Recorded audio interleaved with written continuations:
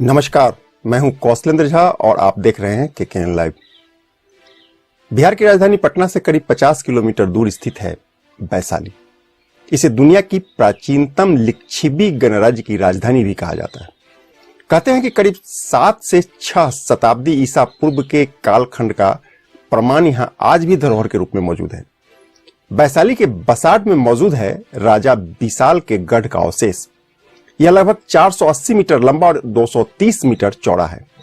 इसे उस समय के संसद का अवशेष भी माना जाता है। इतिहासकारों का मानना है कि करीब 7000 प्रतिनिधि यहीं बैठकर कानून बनाते थे और राजा भी यहीं बैठकर लोगों की समस्याएं सुनते थे। समीप के ही कोल्हुआ में एक अशोक स्तंभ है। यह स्तंभ बलुआ पत्थर का बना है जो कि करीब 11 मीटर ऊंचा है। मान्यता है कि इसे सम्राट अशोक ने बनवाया था। इसके अतिरिक्त यहां बौद्ध स्तूप, विश्व शांति स्तूप, अभिषेक पुष्करनी और 52 पोखर का ऐतिहासिक प्रमाण आज भी मौजूद है।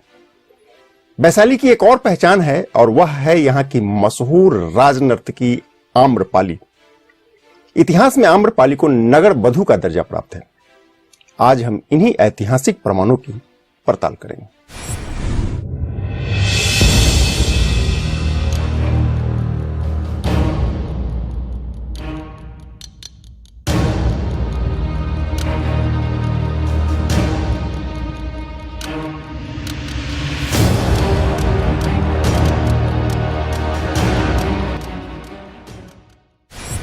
बिहार के वैशाली का ये पर्यटक स्थल वैशाली गढ़, जहां पर बौद्ध स्तूप या शांति स्तूप जिसको कहा जाता है, भगवान बुद्ध का एक बहुत बड़ा पर्यटक स्थल। यहाँ पर तत्कालीन राष्ट्रपति डॉक्टर शंकर दयाल शर्मा ने इस स्तूप का उद्घाटन किया था और तब से ये स्तूप देखने के लिए भारत ही नहीं बल्कि दुनिया के कई देशों से लोग यहाँ आते हैं। बड़ी संख्या में आते हैं पर्यटक और स्थानीय लोगों का भी यहाँ जमावड़ा लगा रहता है। खबरों की खबर के इस सेगमेंट की शुरुआत विश्व शांति स्तूप से करते हैं। यही है वह विश्व शांति स्तूप जिसे इस वक्त आप अपने स्क्रीन पर देख रहे हैं। भारत के तत्कालीन राष्ट्रपति डॉक्टर शंकर दयाल शर्मा ने इस विश्व शांति स्तूप का उद्घाटन वर्ष 1996 के अक्टूबर महीने में किया था। इस स्तूप को बनाने में करीब 13 साल का समय लग गया था। इसका निर्माण जापान के एक बौद्ध समुदाय यानी निप्पोंजी के द्वारा किया गया है। दरअसल यह एक गोल घुमावदार गुंबद है। ऊपर जाने के लिए यहां अलंकृत सीढ़ियां बनी हैं और उनके दोनों ओर स्वर्ण रंग के 2 बड़े सिंह बनाए गए हैं। सीढ़ियों के ठीक सामने ध्यानमग्न बुद्ध की बड़ी प्रतिमा है। शांति स्तूप के चारों ओर बुद्ध की भिन्न भिन्न मुद्राओं की अत्यंत ही सुंदर मूर्तियां बनी हुई है जो ओजस्विता की चमक के साथ चीर शांति का भी प्रतीक है। विश्व शांति स्तूप के चारों ओर पर्यटकों के घूमने और शांति की अनुभूति करने के लिए रमणीय स्थल बनाया गया है। पीछे में एक पार्क को विकसित करने की योजना है, हालांकि यह अभी अधूरी है। ठीक सामने बड़े बड़े पेड़ों की छांव में थोड़ी देर विश्राम करने और शांति की अनुभूति करने का भी स्थल बना हुआ है। इसके ठीक सटे निप्पोंजी का भव्य मंदिर भी है। इस मंदिर में बुद्ध धर्मावलंबियों के पूजन सामग्री को देखने के लिए दुनिया के कई देशों से पर्यटक यहां सालों भर आते रहते हैं। विश्व शांति स्तूप से सटे ही राजा विशाल के गढ़ का अवशेष भी मौजूद है। वास्तव में यह एक छोटा सा टीला है। इसकी परिधि करीब 1 किलोमीटर में फैली है। इसके चारों तरफ 2 मीटर ऊंची दीवार है। इसके चारों तरफ 4 मीटर चौड़ी खाई भी बनी हुई है। समझा जाता है कि यह प्राचीनतम संसद है और इस संसद में उस वक्त 7777 संघीय सदस्यों की बैठने की सुविधा हुआ करती थी जो अपने जनपद की समस्याओं को यहीं बैठकर सुलझाते थे। विश्व शांति स्तूप से सटे एक सरोवर है। इसको अभिषेक पुष्करनी के नाम से जाना जाता है। इतिहास के अवलोकन करने पर पता चला है कि करीब 2500 साल पहले प्राचीन वैशाली गणराज्य द्वारा इसका निर्माण करवाया गया था। यह एक पवित्र सरोवर हुआ करता था और ऐसा माना जाता है कि गणराज्य में जब कोई नया शासक निर्वाचित होता था तो उसका सर्वप्रथम इसी पवित्र जल से अभिषेक कराया जाता था और इसके बाद ही वह लिच्छवियों के गणराज्य का संस्थागार यानी राजा बनता था। राहुल सांकृत्यायन ने अपने एक उपन्यास सिंह सेनापति में इसका विस्तार से उल्लेख किया है। हालांकि रख रखाव के अभाव में इस वक्त यह अभिषेक पुष्करणी और इसका जल बेहद ही गंदा हो चुका है। अब आइए आपको बौद्ध स्तूप का दर्शन कराते हैं। इसे अस्थि स्तूप भी कहा जाता है। मान्यता है कि भगवान बुद्ध के परिनिर्माण के पश्चात लिच्छिवियों के द्वारा इस अस्थि स्तूप का वैशाली में निर्माण करवाया गया था। यह अभिषेक पुष्करणी के दूसरे किनारे पर स्थित है, यानी विश्व शांति स्तूप और बौद्ध स्तूप के बीच में अभिषेक पुष्करणी है। वर्ष 1958 में पुरातात्विक विभाग के द्वारा की गई खुदाई में यहां से भगवान बुद्ध का अस्थि कलश मिला था, जिसमें राख भरा हुआ था।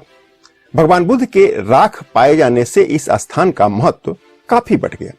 कालांतर में यह स्थान बौद्ध अनुयायियों के लिए काफी महत्वपूर्ण हो गया और यहां दुनिया के बौद्ध धर्म मानने वाले श्रद्धालुओं का सालों भर तांता लगा रहता है। कहते हैं कि बुद्ध के पार्थिव अवशेष पर बने 8 मौलिक स्तूपों में से यह एक है। बौद्ध मान्यता के अनुसार भगवान बुद्ध के महापरिनिर्माण के पश्चात कुशीनगर के मल्ल शासक राजा सस्तीपाल मल्ल के द्वारा राजकीय सम्मान के साथ भगवान बुद्ध का अंतिम संस्कार उस वक्त किया गया था। बताते चले कि मल्ल शासक भगवान बुद्ध के रिश्तेदार भी थे। हालांकि भगवान बुद्ध ने महापरिनिर्माण स्थल यानी कुशीनगर को लेकर बहुत बड़ा विवाद भी खड़ा हो गया है। मुजफ्फरपुर के कांटी थाना अंतर्गत कुशी गांव के लोगों का दावा है कि असल में यहीं पर भगवान बुद्ध का महापरिनिर्माण हुआ था।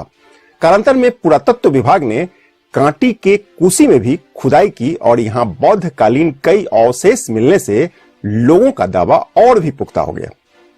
नतीजा, हमने कांटी कुशी का भी दौरा किया और इस पर दूसरे एपिसोड में विस्तार से हम लोग बात करेंगे। भगवान बुद्ध के दर्शन का अध्ययन करने से पता चलता है कि उस वक्त अस्थि अवशेष को 8 भागों में बांटा गया था और उसमें से एक भाग वैशाली के लिच्छिवियों को मिला था, जिसे यहां वैशाली में स्थापित किया गया। बाकी के 7 भाग को अलग अलग राजाओं को मुहैया करा दिया गया था। इसमें मगध नरेश अजातशत्रु, कपिल वस्तु के शाक्य, अकल्प के बुली, रामग्राम के कोलिये, बेट द्वीप के एक तपस्वी ब्राह्मण और पावा एवं कुशीनगर के मल्ल शासकों को यह अस्थि दिया गया था। जानकारी के मुताबिक वैशाली में इस अस्थि कलश को ईसा पूर्व 5वीं सदी में स्थापित किया गया था। उस वक्त इसका व्यास 8.7 मीटर था और यह मिट्टी का बना हुआ था। कालांतर में मौर्य, सुंग और कुषाण काल में 4 चरणों में इसका विस्तार किया गया और इसको पक्की ईंटों से आच्छादित कर दिया गया। इस दौरान स्तूप का व्यास बढ़कर लगभग 12 मीटर का हो गया। अब यह एक पर्यटक स्थल भी बन चुका है। यहाँ पर चारों ओर खूबसूरत फूल लगे हुए हैं और यहाँ आप एक बेहतरीन पार्क का मजा ले सकते हैं।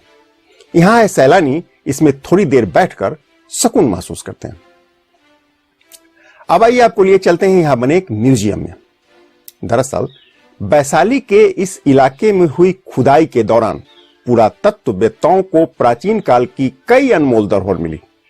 उस जमाने के बर्तन, सिक्का, हथियार, श्रृंगार की वस्तुएं और भी बहुत कुछ। देखिए इस रिपोर्ट में।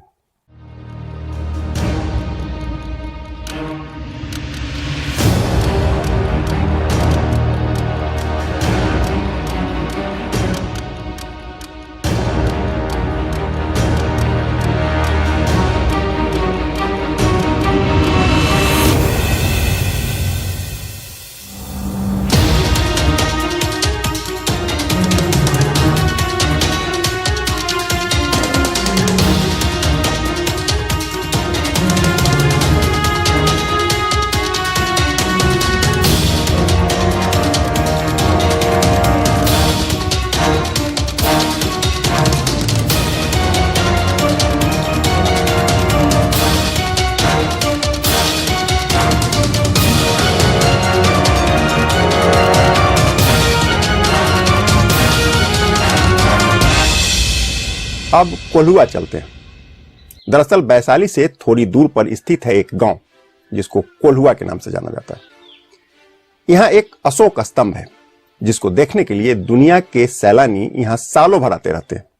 ये कोल्हुआ का इलाका है और इस वक्त हम खड़े हैं जो अशोक स्तंभ है, आप देख रहे हैं पीछे अशोक स्तंभ, और ये पुरातात्विक महत्व के सारे चीज हैं जो खुदाई के दौरान यहाँ से मिला है।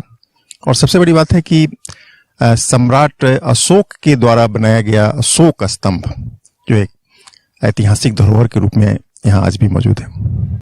अशोक स्तंभ के समीप ही एक आनंद स्तूप है जो बौद्ध धर्मावलंबियों के लिए पवित्र माना जाता है। कहते हैं कि भगवान बुद्ध ने यहीं बैठकर लोगों को उपदेश दिया था। जानकार बताते हैं कि सम्राट अशोक ने भगवान बुद्ध की याद में अशोक स्तंभ का निर्माण कराया था। पर्यटकों के लिए यह स्थान बेहद ही लोकप्रिय है। परिसर में प्रवेश करने के लिए टिकट लेना पड़ता है।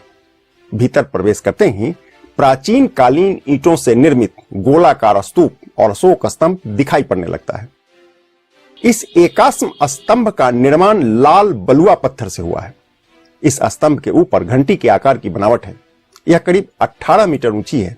स्थानीय लोग इसे भीमसेन की लाठी भी कहते हैं। समीप में ही एक छोटा सा कुंड है जिसको राम कुंड के नाम से जाना जाता है। पुरातत्व विभाग ने इस कुंड की पहचान मरकक हद के रूप में की है। कुंड के एक ओर बुद्ध का मुख्य स्तूप है और दूसरी ओर कूटागारशाला है। माना जाता है कि यहां पर उस जमाने में बौद्ध भिक्षुओं का प्रवास स्थल रहा होगा। कहते हैं कि कोल्हुआ में भगवान बुद्ध ने अपने जीवन के कई वर्ष यहीं रहते हुए बिताए थे। कहा तो यह भी जाता है कि यहीं पर रहते हुए उन्होंने पहली बार भिक्षुओं को संघ में प्रवेश करने की अनुमति दी थी। वैशाली की राजनर्तकी आम्रपाली को बुद्ध ने यहीं पर भिक्षुणी बनाया था। कोल्हुआ में ही बुद्ध ने अपने संभावित परिनिर्माण की घोषणा भी कर दी थी। अब आपको वैशाली के स्वर्णिम इतिहास से परिचय करा देते हैं। दरअसल बिहार के मुजफ्फरपुर जिला को विभाजित करके 12 अक्टूबर 1972 में वैशाली जिला को जिला का दर्जा मिला था। इसका मुख्यालय हाजीपुर बनाया गया था। बज्जिका यहाँ की मुख्य भाषा है। ऐतिहासिक प्रमाणों के अनुसार वैशाली में ही विश्व का सबसे पहला गणतंत्र यानी रिपब्लिक हुआ करता था। कहते हैं कि भगवान बुद्ध का इस धरती पर 3 बार आगमन हुआ और उनकी कर्म भूमि वैशाली बन गई। महात्मा बुद्ध के समय 16 महाजनपदों में वैशाली का स्थान मगध के समान ही महत्वपूर्ण माना जाता था। मशहूर राजनर्तकी और नगरवधु आम्रपाली यहीं की रहने वाली थी और अपनी सुंदरता के लिए पूरे भारत में जानी जाती थी। आचार्य चतुरसेन ने आम्रपाली पर एक पुस्तक की रचना की हुई है और इस पुस्तक में आम्रपाली के पूरे व्यक्तित्व पर विस्तार से प्रकाश भी डाला हुआ है। इतिहास का उल्लेखन से वैशाली के नामाकरण का भी पता चलता है। असल में महाभारत काल के एक राजा विशाल के नाम पर वैशाली को पहचान मिली।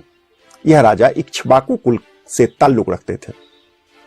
विष्णु पुराण में इस क्षेत्र पर राज करने वाले 4 राजवंशों का उल्लेख मिलता है, जिसमें प्रथम को नमन देष्टि तथा अंतिम को सुमति या प्रमति के नाम से जाना जाता है। इस राजवंश में कुल 24 राजा हुए थे। राजा सुमति अयोध्या नरेश भगवान राम के पिता दशरथ के समकालीन हुआ करते थे। इनका साम्राज्य नेपाल की तराई से लेकर गंगा के किनारे तक फैली हुई थी, ऐसा माना जाता है। लिच्छवियों ने ही सर्वप्रथम अष्टकुल संघ का गठन किया था और गणतांत्रिक शासन व्यवस्था की शुरुआत की थी। करीब 6वीं शताब्दी ईसा पूर्व में यहां जनता के प्रतिनिधियों के द्वारा शासक का चयन होने लगा था।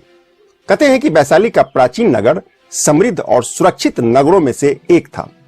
प्राचीन ग्रंथों में इसका वर्णन भी मिलता है। वैशाली के नगर की मजबूत किलाबंदी की गई थी।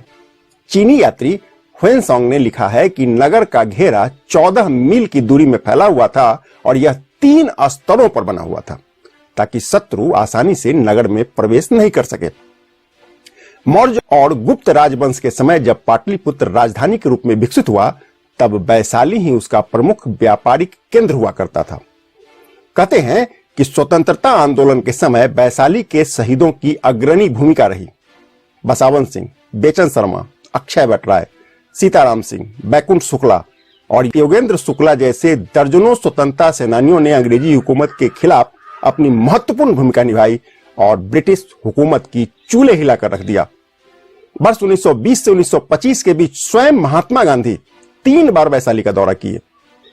आज भी यह वैशाली लोगों के कौतूहल का विषय बना हुआ है। नमस्कार।